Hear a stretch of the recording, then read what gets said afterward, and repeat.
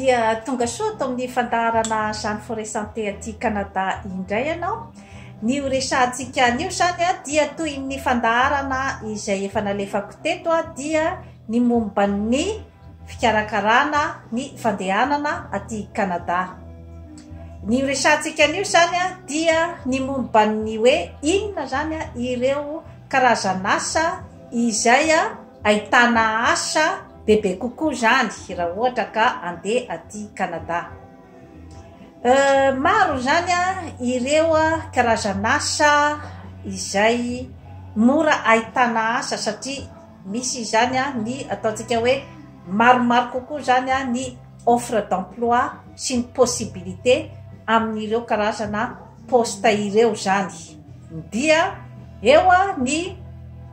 postana infirmière zany ny préposé na ny aide-soignante dia ny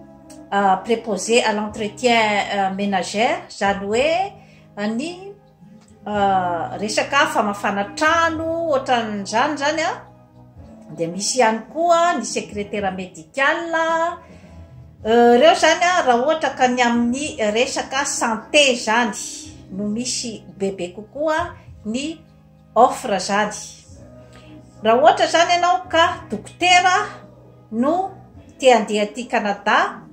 dia somary manahirakirana ihany ny fandehanana amin'io toerana io satria ireo zany ilay karazany ataontsika hoe profession protégée raha ohatra zany ka aty amin'ny tany ohatran'ny Canada zany hoe ny tena priorité zany dia ny olona navita fianarana teto ary dia ny olona izay teraka teto izay zany no tena hoe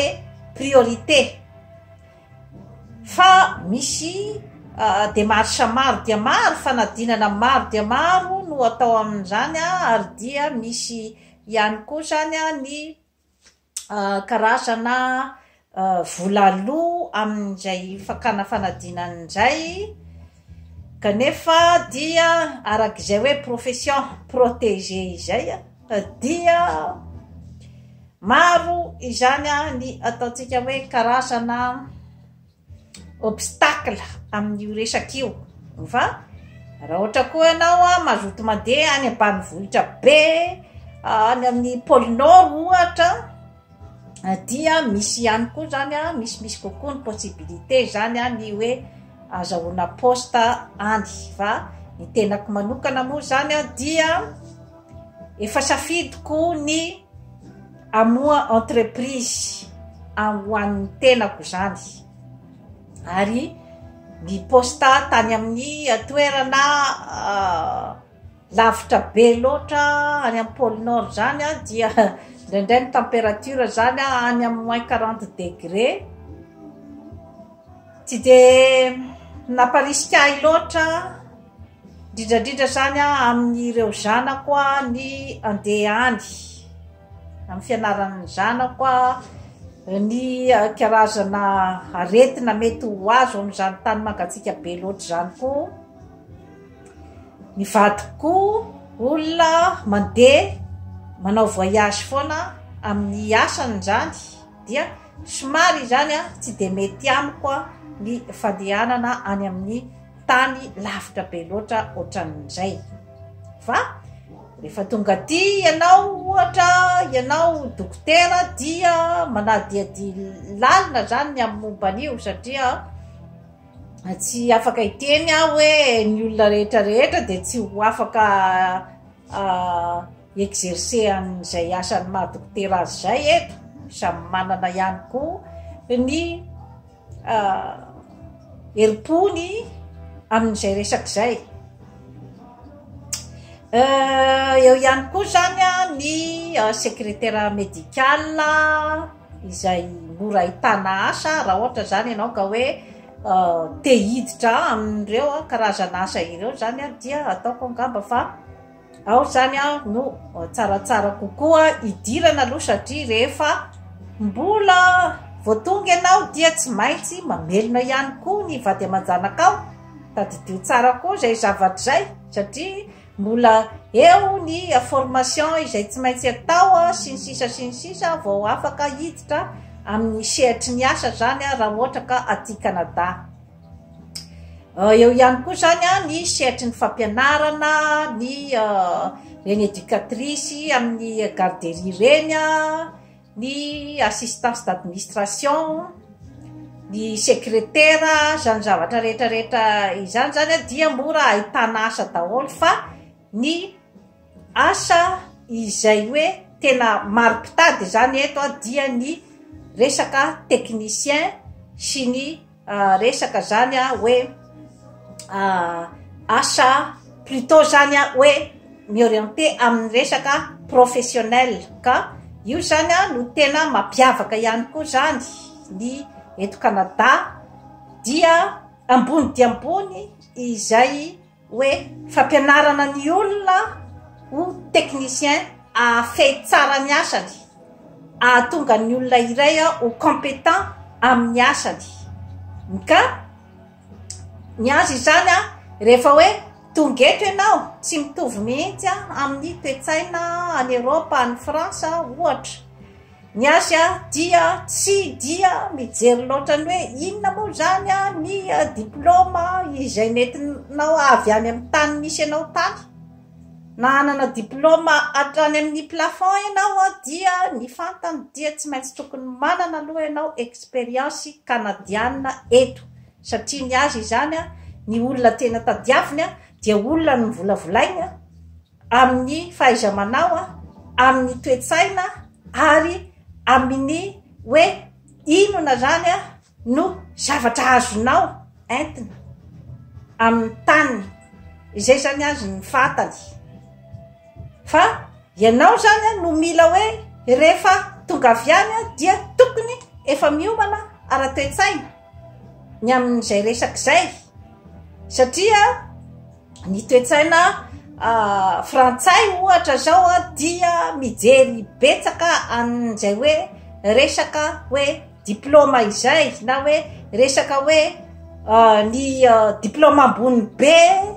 izay titre zay zany no zava-dehibe amin'ny toe-tsaina any France. Aty indray ny azy dia ny hoe inona ny compétence anananao ary compétence voavolavola teto ahafahanao miditra amin'ny sehatry ny asa. Ka tsaratsara kokoa angambany ny hoe maka expérience amin'ny domaine iray dia ao ianao no misondrotra tsikelikely zany manao an'izay koro tianao atao any amin'ny université, ahafahanao miakatra bebe kokoa zany amin'izay hoe zavatra tianao atao. Fa torohevitra ny fa ianao ihany no mahita, raha ohatra koa ianao ohatra hoe tonga de andeha hianatra koa any amin'ny université, fa andalina bebe kokoa zany ny taranja izay efa nataonao. Ohatra ianao fa nanana doctorat tamina taranja iray na maîtrise ohatran'izany dia afaka ihany koa ianao mandeha any amin'ireny université ireny zany dia manao ny équivalence ny diplômanao, satria zareo zany manana ny équivalence omeny ny diplôma rehetra avy any velany. Dia amin'izay fotoana izay no hoe afaka ianao zany hoe tonga de manao second cycle ohatra, tonga de manao maîtrise, izy ihany no mahita ny hoe izao sy izao zany no tokony ataonao, hoe eto zany niveau tokony ataonao. Zareo ihany manao an'izay évaluation zay.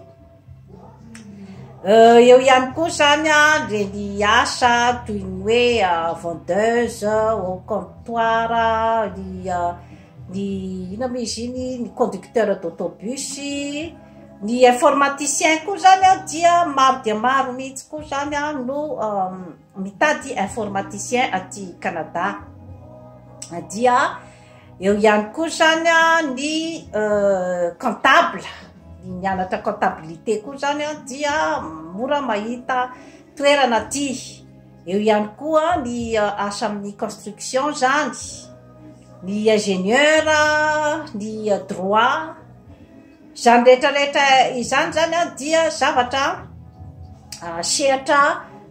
moramora kokoa zany no ahitana asa amin'ireo sehatra ireo zany raha ohatra ka hoe aty Canada. Raha ohatra moa ianao hoe anao étude amin'ny université zany a dia misy ihany koa ny possibilité zany a izay anomezany bourse ka dia rehefa miasa ianao dia mamerina an'ilay bourse. Ohatraohatran'izay zany a ny hoe indray mitompo-maso zany ny sehatry ny asa zany a aty Canada ka maro dia maro ny fahadisom-panantenana zany indraindray aty satria rehefa misy an'ireny agent amin'ny tonga amin'ny toerana iray zany izy manao ny promotion ny possibilité rehetrarehetra izay mety misy aty Canada dia mazava ho azy fa hitady migrant izy mitady olona anao ny asa izay tsy ahitany olona hiasa aty zany dia ndraindray izy dia mampanantena zavatra betsaka ny olona izay hoe be diplôma be any amin'ny tany misy azy de nefa rehefa tonga aty zany dia zavatra hafa dia hafa ny zavatra hita zany ka zany zavatra rehetrarehetra izany dia ilazako amintsika fotsiny hoe ny zava-dehibe rehefa andeha aty dia ny fahavononana ara-toetsaina ara-moraly satria dia zava-baovao tsy hitanao tany amin'ny tany niavinao tany amin'ny tany-drazantsika ny Madagasikara dia hafa ny toetsaina rehefa tonga aty, hafa dia hafa ny toetsaina avy tany Fransa rehefa tonga aty.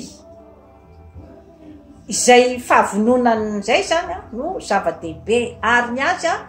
na ny asa rehetrarehetra izay tanysaiko teo zany dia misy ny azy ny atao fiofanana daholo. Io fiofanana io dia amin'ny fotoana maharitraritra daholo misy hatrany amin'ny ataontsika manomboka amin'ny hoe 6 mois à temps plein jusqu'à amin'ny hoe hatrany amin'ny hoe 3 ans 4 ans zany miofana zany amina asa iray izay ataon'zareo zany hoe asa technicienne zany ka mety zany tsy mitovy mihitsy ny système aty Amérique du Nord amin'ny système en Europe. Ny azy zany dia miakina amin'izay hoe compétence izay ary miakina ihany koa amin'ny ancienneté ny karama. Izany hoe mety indraindray anao mety mahita ny hoe technicien amin'ny construction mandray vola double ny ingénieur amin'ny construction. Zavatra misy zany aty satria ny tena ilainy dia ny olona izay tena mahay tsara ny asany ary mafy tsara ny zavatra atao eo. Izay zany ny tena tadiaviny ka indraindray mety mahita an'izay surprise izay ny olona iray hoe ny ingénieur mety ny ingénieur mbola voaniditra zany mety ho kelikely kokoa ny karamany noho ny technicien iray izay efa niasa ela be. Système aty Amérique du Nord zany zavatra zany. Mety misy ny mpampianatra amin'ny université izay mandray vola kelikely arakaraky ny heure ataony koa noho ny mpampianatra à plein temps aty amin'ny école primaire na école secondaire ka ohatraohatran'izay zany ny fandehan'ny fianarana aty sy ny sehatra fidirana amin'ny asa ary rehefa tonga eto ianao zany dia misy ny mpanoro lalana anao zany amin'ny fahatongavanao eto. Misy centre be dia be zany zay mandray ny migrant zany amin'ny quartier rehetrarehetra izay andehananao fa tsy very ianao rehefa manatona an'ireny satria izy zany no manoro anao amin'ny antsipiriany ny hoe aiza ny tokony alehanao rehefa anao an'izao, aiza ny tokony alehanao rehefa anao zavatra ohatran'izao. Ka dia izay fahavononana ara-toetsaina izay ny zava-dehibe satria na ny toetrandro na ny tempéramentny topotany dia zavatra mbola atrehana daholo izany zavatra rehetrarehetra izany. Ny rasisme izany zavatra rehetrarehetra izany efa mila iomanana daholo, tsy hoe akory hoe mamendrovendro na manakivy fa miteny fotsiny ny tenako zany hoe mila fahavononana ara-tsaina, ara-batana ary ara-panahy ny fandehanana ty, satria mila ny ataontsika hoe zany hoe ny fahasalamana ara-batana, mila ny fahasalamana ara-tsaina ahafahanao mikarokaroka ny zavatra rehetra izay asoanao aty, dia ny fahasalamana ara-panahy, ny fahaisana mifandray amin'ny olona, ary koa ny fananana ny ataontsika hoe humilité, ny andeha ametraka ny toerana tokony isy anao amin'ny hoe atanin'olona aho, mbola voatonga aho, dia mila ny fahaisana mifandray amin'ny olona izay mety anampy ahy eto. Fianarana ny fiainana daholo izany zavatra rehetrarehetra izany. Ka mety maro ny olona izay hoe mety horohevitra anao, ny olona izay efa ela nipetraka teto, dia henoy ny zavatra lazainy, kanefa tsy voatery ho zato isan-jato ianao dia andeha anaraka ny expérience, satria io koa dia créativité ny tsirairay ihany koa, hoe aiza ny metimety kokoa amiko, fa angamba ny amin'ny hoe resaka hoe rehefa voatonga ianao dia hoe tsy maintsy mamelona ny vady aman-janakao dia miasa amin'izay asa hitanao eo zany zavatra rehetrarehetra zany mila iomanana daholo zany. Eo ihany koa zany ny resaka ihany koa ny amin'ny hoe raha ohatra ka tsy anasa ianao zany dia misy ny bien-être social, raha ohatra ianao ka efa manana ny résident permanent avy any amin'ny toerana izay miavianao zany,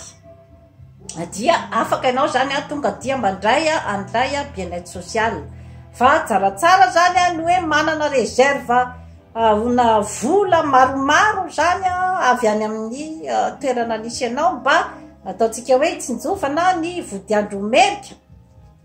Zany zavatra rehetrarehetra izany zany dia fampiomanana ara-toetsaina ny fandehanana ty, satria izay no zava-dehibe. Ary ny ancien koa zany, ny olona be fa ela teto dia ny zava-dehibe ho an'ny olona zay voatonga dia ny fahaizanao ny manome hery ara-moraly ary manohana ara-psikolojika ny olona voatonga, zay no zava-dehibe. Ary dia satria tsy mora ho an'ny olona avy any Madagasikara ohatra, mbola tsy nivoaka an'izany Madagasikara izany no ho tonga amin'ny toerana ohatran'ireto. Izany hoe misy zany ny ataontsika hoe zany hoe choc culturel, zavatra tena hoe zavatra tsy mitovy, toe-tsaina tsy mitovy. Misy ny zavatra vaovao, na ny fandehanana métro, na ny fanaovana ny course rehetrarehetra, ny fandehanana amin'ny supermarché sy ny anona, zany zavatra rehetrarehetra izany dia mbola ianaran'ilay olona daholo, ka ny fanohanana azy ara-psikolojika, ara-moraly no zava-dehibe. Afaka mitantara aminy ianao ny expérience-nao, fa hoentina foana izy any amin'ny positif, ny amin'ny hoe rehefa mikarokaroka, rehefa afaka miatrika ny zavamisy sy ny hoe inona aloha ny possibilité ompelatananao dia mandeha tsikelikely ny zavatra rehetrarehetra satria mbola ianarana daholo ny fombafomba fiainana rehetra ty na ny fampiasana ny machine na ny fanaovana ny fampiasana ny machine kafe ny machine lave zany zavatra rehetrarehetra izany dia mbola mila ampianarina ny olona voatonga daholo ka matetika ny zavamisy dia ohatrin'ny manao ririny-dasa tsy tsarona ny akabiazan'ny efa tafitefela be teto dia ohatrin'ny manao zavatra ohatrin'ny akivy ny olona voatonga indray no fietsika taon'ny sasany izany hoe ohatrin'ny hoe tsy mba nandalo inona moa re zany hoe difficulté zany isy ny tonga teto fa dia tonga de nahazo ny toerany rano hoe ny fietsika asehon'ny olona sasany voatonga zany dia zany zavatra rehetrarehetra izany dia manjary manambany ny moral ny olona izay voatonga fa zava-dehibe ny fakaherezana azy ny fanampiana azy mba ho tonga amin'ny ataontsika hoe zany hoe tsaratsara kokoa zany dia toy izay sy toy izay indray tompoky lasy tompoky vavy no azona tolotra anao anio manaova abonnement amin'izany forêt santé aty Canada fa anatsara ny fiainanao ary dia mbola hotohizako hatrany zany ny fanomezana ny information ny amin'ny hoe ahoana ny fombafomba fiainana zany aty Canada. Bye bye.